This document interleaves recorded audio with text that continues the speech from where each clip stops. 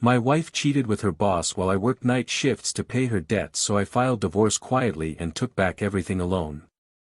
I'm a 32-year-old guy, and for most of my marriage, I genuinely believed love meant carrying more weight so the person you loved could finally breathe. I wasn't raised to expect balance. I was raised to endure. So when my wife sat across from me before our wedding, eyes glossy, voice shaking, and admitted she was buried under credit card debt, personal loans, and a few mistakes she said she deeply regretted, my instinct wasn't fear, it was resolve.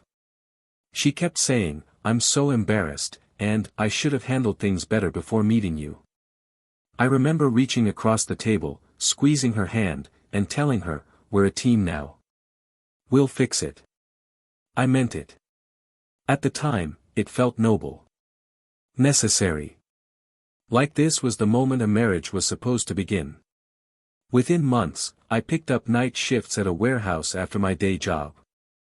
Steel-toed boots. Concrete floors. Fluorescent lights that never dimmed. I told myself the exhaustion was temporary and marriage was permanent. I'd come home at dawn smelling like dust and oil, crawl into bed while she was getting ready for work, and whisper, "I love you," even when my throat was raw from lack of sleep. I paid off her debts quietly. One account at a time. No announcements. No praise. I didn't tell my parents or my friends because I didn't want anyone thinking less of her. When relatives asked why I was always tired, I joked about being bad at sleep. When coworkers asked why I needed extra shifts, I shrugged and said, "New marriage stuff." She worked a comfortable office job with regular hours. Climate control. Coffee breaks. Meanwhile, I lived on caffeine, vending machine food, and 4-hour naps.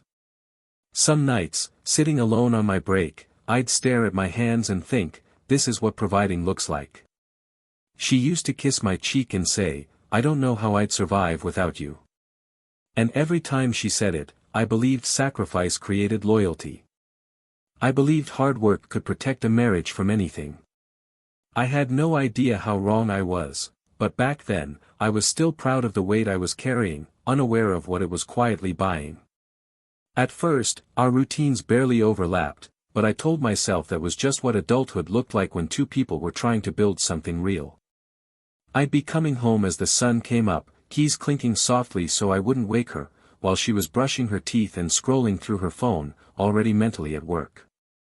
Sometimes we'd pass each other in the hallway like polite roommates, exchanging tired smiles instead of conversations. She thanked me constantly. That part mattered to me.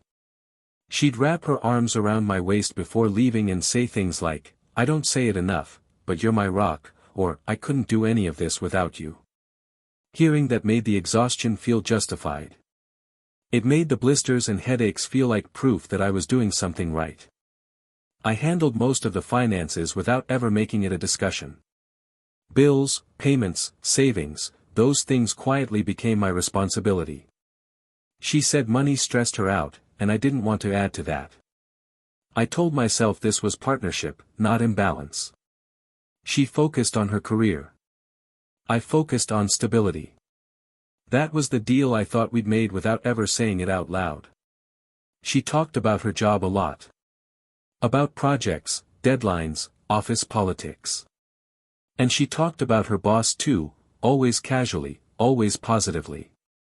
"He really believes in me," she'd say, or, "He says I have so much potential." I remember nodding along, proud that someone else could see what I saw in her. Successful. Driven. Worth investing in. Looking back, his name came up more than anyone else's, but at the time it didn't register as strange. I trusted her completely. Trust, to me, meant not interrogating the person you loved. It meant assuming the best, even when something felt slightly off. There were nights I'd sit in my car after a shift, engine still running, wondering why a quiet heaviness sat in my chest. Not fear exactly, just unease. I always brushed it away before walking inside, reminding myself that marriages weren't supposed to feel easy all the time. I didn't know it then, but that silence I was calling trust was already making room for something else to grow. The changes didn't happen all at once. That's what makes it harder to explain, and honestly, harder to forgive myself for missing them. They crept in quietly, disguised as stress, routine, and the natural drift of two adults who barely shared the same clock anymore. When you're exhausted all the time, you stop questioning things that don't scream for attention. She became more distant, emotionally first. Conversations turned shorter, more functional. "Did you pay the electric bill?" instead of, "How was your night?" When I tried to talk about how tired I was or how much the night shifts were wearing me down, she'd nod absently and say, "Yeah, work's been crazy for me too." Then she'd change the subject. I told myself she was just overwhelmed. Intimacy faded slowly, then almost completely. There was always a reason: headaches, stress, deadlines, early meetings. One night, when I reached for her in bed, she gently moved my hand away and whispered, "I just don't have the energy anymore."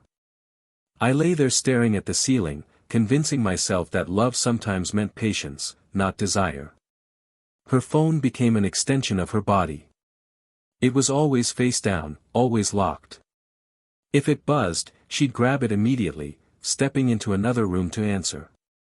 Once, half joking, I said, "What, you running a secret operation in there?" She laughed a little too quickly and said, "Don't be weird." I dropped it, embarrassed for even asking. She also started dressing differently for work.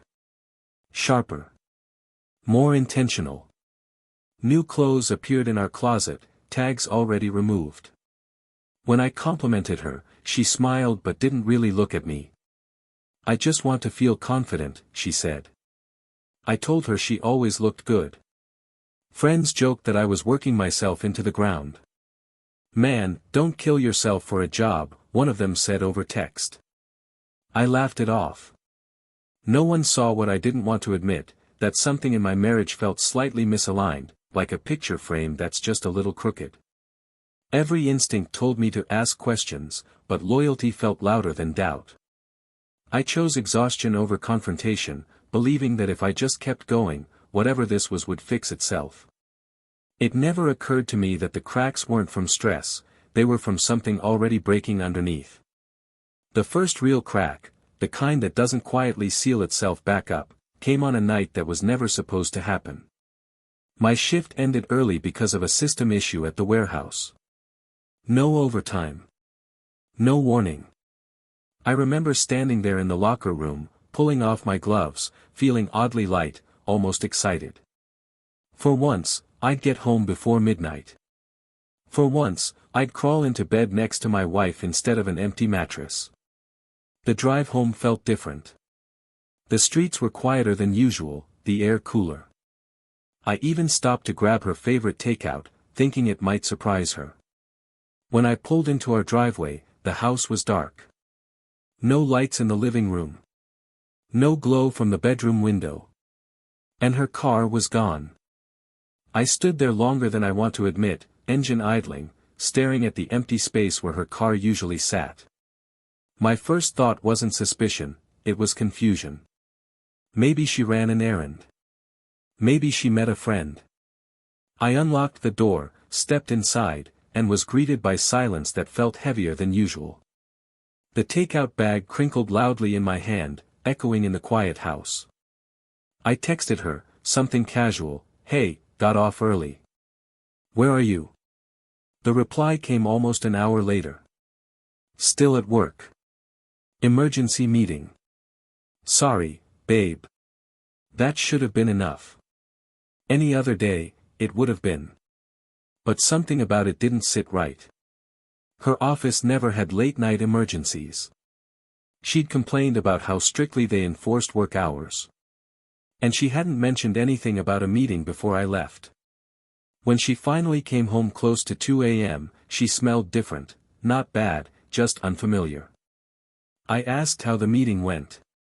She shrugged, kicked off her shoes, and said, "Same boring stuff. No details. No frustration. No rant. Just a wall." I wanted to press her. I felt it right there, rising in my chest. But I swallowed it, like I always did. Accusations felt dangerous. Distrust felt like betrayal on my part. That night, lying awake beside her, listening to her breathing, I realized something had shifted. Not enough to panic. Not enough to confront. Just enough to make me start paying attention, and once you start noticing, it's impossible to stop. The moment everything cracked open wasn't dramatic. There was no shouting, no lipstick on a collar, no confession under pressure. It happened on a quiet morning that felt painfully normal. I'd come home from another overnight shift, body aching, eyes burning, and found her already gone for work. Her tablet was still on the kitchen counter, plugged in and glowing softly. I wasn't snooping. I want that clear, even to myself. I was reaching for it to check the time when the screen lit up with a notification. One line. One name. Her boss's name. And beneath it, a message preview that didn't belong to a professional relationship. Last night was worth the wait. I froze. My hand didn't move. My brain refused to process what my eyes were seeing. For a few seconds, I honestly thought there had to be another explanation, some missing context, some joke I didn't understand. But my chest was already tightening, instinct screaming louder than denial ever could. I unlocked the screen. The passcode was the same one she'd always used. That hurt more than I expected. The message thread opened easily, like it had been waiting for me. I scrolled without meaning to, thumb moving on autopilot while my heart tried to climb out of my throat. Weeks of messages. Months. Inside jokes. Late-night plans. Complaints about work. And then comments about me, about my schedule, my night shifts, how convenient it was that I was never around. One message stood out, sharp and cruel in its simplicity: as long as he keeps working nights, we're safe. I sat down on the kitchen floor because my legs stopped holding me up. The room felt too quiet, too bright. My ears rang like I'd just been hit. Every extra shift. Every exhausted drive home. Every time I kissed her goodbye while she smiled and thanked me for everything, it all replayed at once, twisting into something ugly. This wasn't a mistake. This wasn't a lapse in judgment. This was a routine. A system. A betrayal built carefully around my sacrifice. I didn't cry. Not then. I felt hollow, like something essential had been removed without my consent. I locked the tablet, placed it back exactly where it was, and stood up slowly. She still thought I didn't know. And in that moment, I realized the marriage I was trying to save no longer existed, but what came next would depend entirely on what I did with the truth. I didn't confront her. Not that day. Not the next. I thought I would explode if I kept it in, but something colder and steadier took over instead. Shock has a strange way of muting emotion, like your mind pulls the volume down just so you can keep functioning. I went to sleep that morning like I always did, except this time, I knew exactly who I was waking up next to. For the next few days, I watched her like a stranger. I listened more closely to the way she spoke, the casual lies woven into everyday conversation. Late meeting tonight. Team dinner. I'll be home after 9. Each excuse now came with a timestamp in my head, a mental note I stored away quietly. I started documenting everything. Screenshots. Dates. Times. Messages she didn't know were syncing across devices. I didn't rush. I let patterns reveal themselves. The affair wasn't chaotic, it was organized. Scheduled around my shifts. Planned around my exhaustion. Every time she kissed me goodbye before work, I wondered if she felt anything at all, or if I was just another obstacle she'd learned to step around. The hardest part was pretending nothing had changed. Sitting across from her at dinner while she scrolled through her phone, smiling at messages I knew weren't meant for me. When she thanked me again for holding things together, my stomach turned, but my face stayed calm. I nodded. I played my role. At night, lying beside her, I stared into the dark and replayed the messages in my head. The jokes about me. The comfort they found in my absence. I felt humiliated in a way that went deeper than anger. I wasn't just betrayed, I was used as infrastructure for their relationship. I didn't tell anyone. Not my friends. Not my family. I wasn't ready to hear pity or advice. I needed clarity, not noise. And in the quiet, something shifted. The pain didn't disappear, but it sharpened into purpose. She thought I was oblivious, still grinding myself down for us. She had no idea that trust was already dead, and what replaced it wasn't rage or desperation. It was calculation. And the more she lied effortlessly, the more certain I became that confronting her too soon would only give her a chance to rewrite the story before I was ready to end it. Once the shock settled into something colder, my focus shifted. If she could lie to my face this easily, then I needed to know exactly how deep it went. Not just emotionally, but financially. Money had always been my contribution, my sacrifice, my unspoken role in the marriage. I realized I'd never really looked too closely, because trust had made me careless. I started going through our accounts late at night, long after she fell asleep. The glow of my laptop felt harsh in the dark room. Bank statements. Credit card logs. Payment histories. At first, everything looked normal. Bills paid on time. Debts shrinking like they were supposed to. Then I noticed patterns that didn't fit. Her debts, the ones I was killing myself to erase, were already gone. Paid off months earlier. Some by me, some by lump sums I didn't recognize. And yet she still talked about catching up and being stressed about money. I scrolled deeper, my chest tightening with every click. Hotel charges popped up on her card. Midweek. During my night shifts. Rideshare trips that didn't match her commute. Dinners that were far too expensive to be solo meals. When I cross-checked dates with the messages I'd saved, the timelines lined up perfectly. It felt methodical. Intentional. What hurt most wasn't just the betrayal, it was the realization that my sacrifice had freed her up financially. I was paying the foundation of her life while she used her own money for something else. For him. For nights she told me were spent in meetings.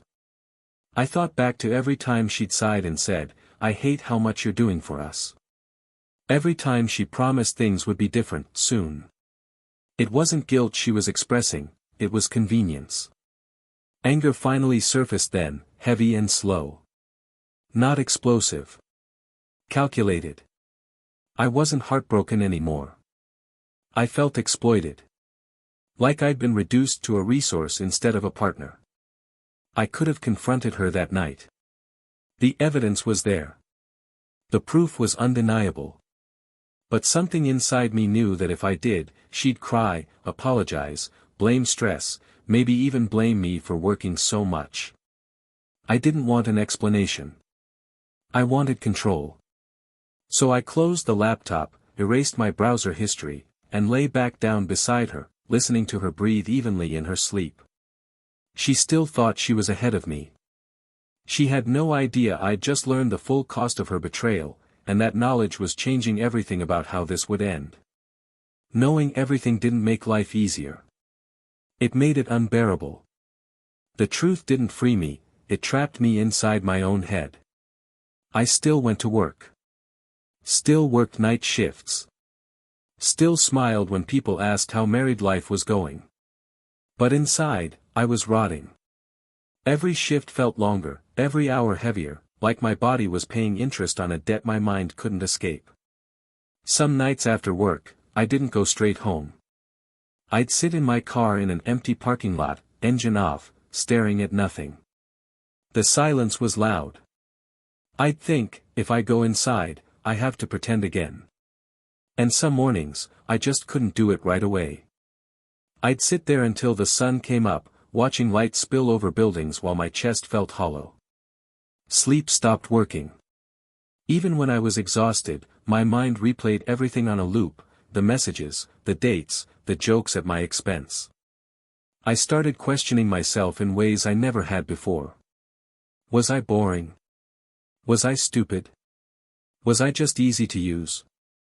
The worst part wasn't her betrayal. It was how small I felt afterward. One night, during a break at the warehouse, I caught my reflection in a dark window. Bloodshot eyes. Slumped shoulders. I barely recognized myself. This was the man killing himself to hold a marriage together, while being quietly replaced.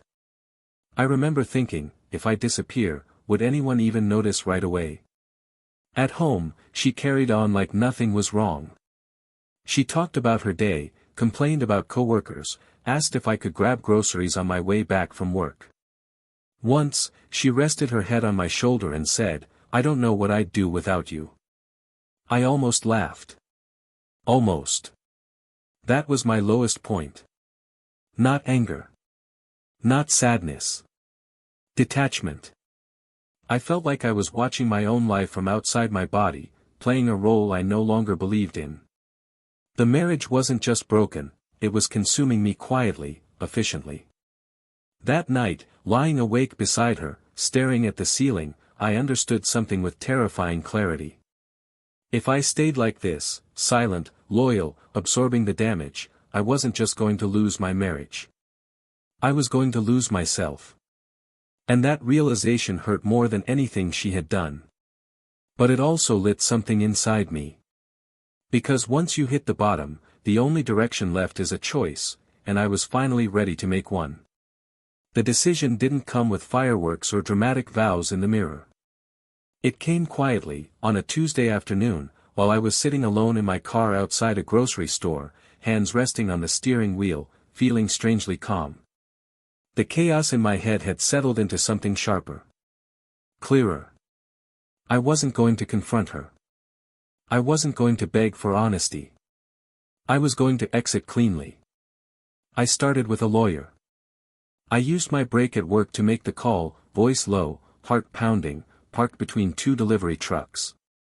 I remember the way my hands shook when I said, "I think my wife is cheating, and I need to protect myself." The lawyer didn't sound surprised. He asked practical questions. Dates. Accounts. Assets. That grounded me more than any therapy ever could. Over the next few weeks, I moved carefully. Methodically. I separated what needed to be separated. Opened a new account in my own name. Redirected my paycheck. Copied documents and stored them somewhere she'd never look. Every step felt surreal, like I was preparing for a life that hadn't officially begun yet. At home, nothing changed. That was the strangest part. She still kissed me goodbye. Still complained about work. Still talked about the future in vague terms. Once things calmed down, when we finally get ahead, I nodded along, answering in neutral tones, careful not to give myself away. The affair continued. I knew because the messages continued. I didn't read them anymore. I didn't need to. The truth was already complete. What I needed now was distance, legal, financial, emotional. I stopped doing extra favors. No more last-minute errands. No more covering small expenses without question. She didn't notice right away. When she did, she asked, "Are you okay? You seem tired." I smiled and said, "Just work." The same excuse I'd used for years. Inside, something had shifted. The fear was gone. The desperation was gone. I wasn't waiting for her to change. I wasn't hoping for an apology. I was preparing to disappear from a life I had built for someone else. And for the first time since the betrayal, that thought didn't make me feel empty. It made me feel powerful. Because she still believed I was holding everything together. And she had no idea how close she was to losing all of it. The day I finally moved didn't feel dramatic. It felt eerily ordinary, like the world had decided to keep spinning at the same pace even as my life split cleanly down the middle. She left for work that morning in a rush, heels clicking across the floor, coffee in hand. She kissed my cheek and said, "I'll text you later." Long day ahead. I watched her walk out the door, and for the first time, I didn't feel anything at all. As soon as her car pulled away, I sat down at the kitchen table and took a deep breath. No hesitation. No second guessing. I grabbed the folder I'd been hiding and drove straight to the courthouse. Filing for divorce took less than an hour. Papers stamped. Fees paid. My name suddenly detached from hers in ways that felt both unreal and relieving. From there, I went to the bank. I removed myself from shared liabilities, finalized the separation of accounts, and secured what I had paid for and built. Everything was done by the book.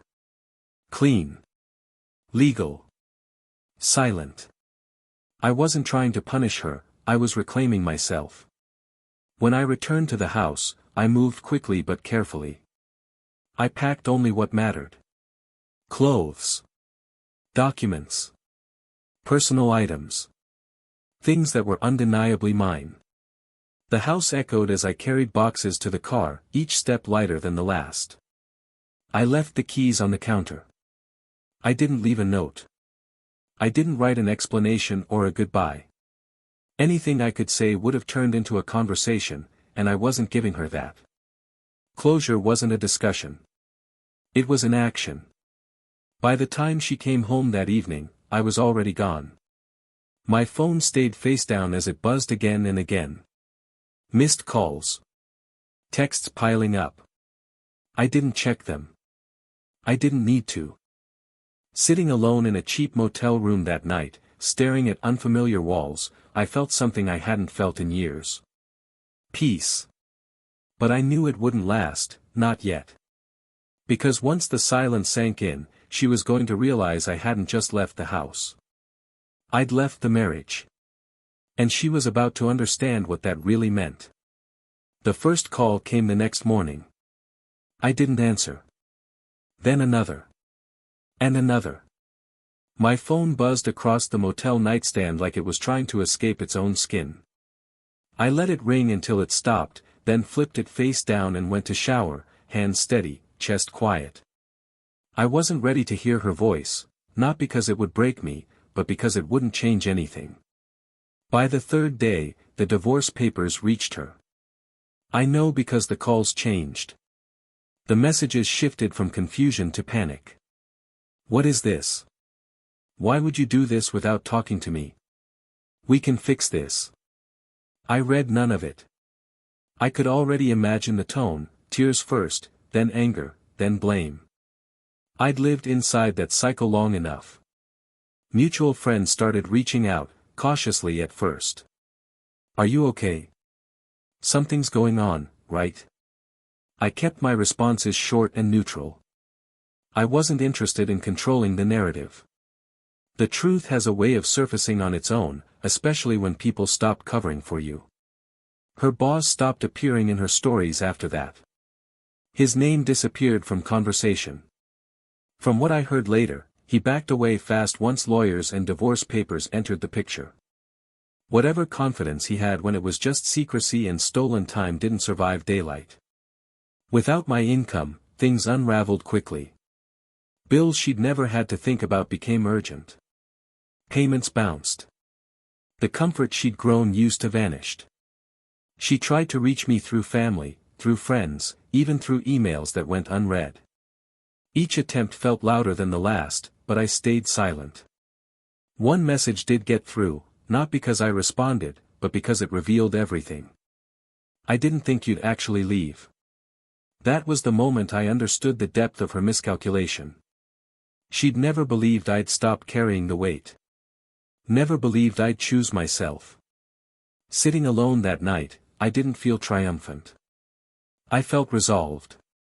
The silence I'd lived in for years had finally shifted sides, and now it was speaking for me. I knew the final chapter wasn't about her regret. It was about what I would do next with the life I'd taken back. The weeks after everything went quiet felt unreal, like I'd stepped into a life that belonged to someone else. No alarms pulling me out of sleep at odd hours. No night shifts. No constant calculation of how much I could give before I completely ran out. For the first time in years, my body started to recover before my mind did. I moved into a small place of my own. Nothing fancy. Just clean, quiet, and mine. I remember sitting on the floor the first night, eating takeout straight from the container, realizing there was no one to impress, no one to rescue, no one silently draining me. The quiet didn't feel lonely. It felt earned. I stopped working nights. The warehouse job ended without ceremony. My days slowly regained shape, sleep, meals, sunlight. Things I hadn't realized I'd been starving for. Friends noticed the change before I did. "You look lighter," one of them said. I laughed because I knew exactly what he meant. She tried one last time. A long message, sent late at night, full of regret and self-awareness she'd never shown while I was there. She said she was sorry. She said she was scared. She said she wished she'd realized what she had before it was gone. I read it once. Then I deleted it. Not out of anger, but because I didn't need it. I don't hate her. That surprised me. Hatred would have meant I was still carrying her. What I felt instead was distance. Clarity.